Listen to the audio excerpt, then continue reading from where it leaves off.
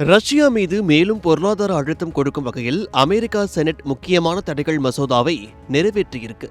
இந்த மசோதாவோட முக்கியமான அம்சம் என்னன்னா, ரஷ்யாவிடம் இருந்து அதிக அளவில் எண்ணெய் எரிவாயு வாங்குற நாடுகளோட அமெரிக்காவுக்கான பொருட்கள் மீது 100% வரை கூடுதல் வரி போட அமெரிக்க அதிபருக்கு அதிகாரம் கொடுக்கப்படலாம். இதுல தான் இந்தியாவிற்கும் சிக்கல் வந்திருக்கு.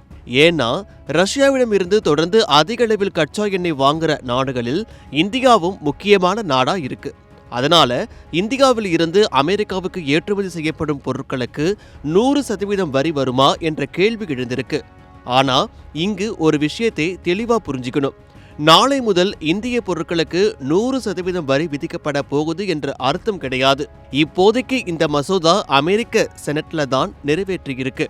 அடுத்ததா அமெரிக்க பிரதிநிதிகள் சபையிலும் இது நிறைவேறணும்.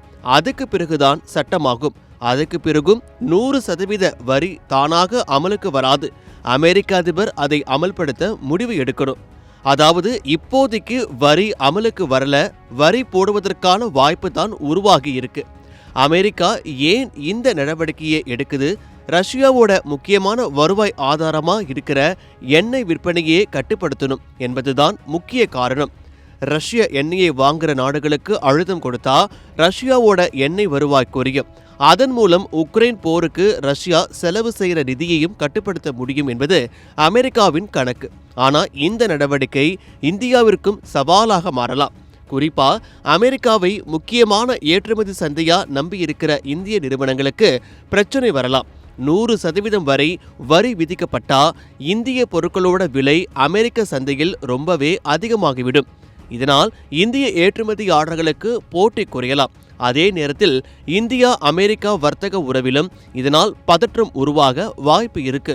அதனால இப்போ எல்லோரோட கவனமும் அமெரிக்க பிரதிநிதிகள் சபை என்ன முடிவு எடுக்க போகுது என்பதில்தான். அதுக்கு பிறகு அமெரிக்க அதிபர் என்ன முடிவு எடுக்க போகிறார் என்பதும் முக்கியம். சுருக்கமா சொன்னா, ரஷ்ய எண்ணெயை இந்தியா வாங்குறது, அதுக்கு எதிராக அமெரிக்கா அழுத்தம் கொடுக்கிறது, இந்திய பொருட்களுக்கு 100% வரி போடுற அதிகாரத்தையும் அமெரிக்கா பரிசீலித்துக்கிறது.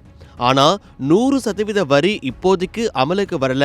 அது அமலுக்கு வருமா வராதா என்பதுதான் அடுத்த முக்கியமான கேள்வியாக இருக்கிறது.